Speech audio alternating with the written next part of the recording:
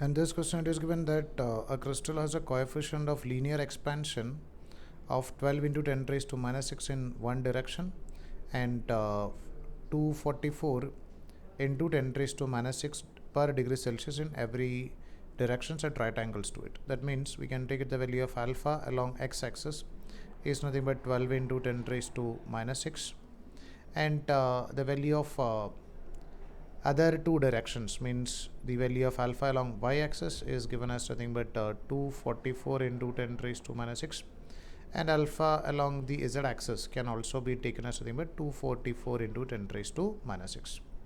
Then the coefficient of cubical expansion of crystal is, we already discussed that if you want to find out the value of coefficient of cubical expansion, we can write this alpha along x-axis, alpha along y-axis, and alpha along z-axis. So we'll get the value of gamma. So we can just add these three things. So we can write this 488 plus 12, that is equal to 500 into 10 raised to minus 6.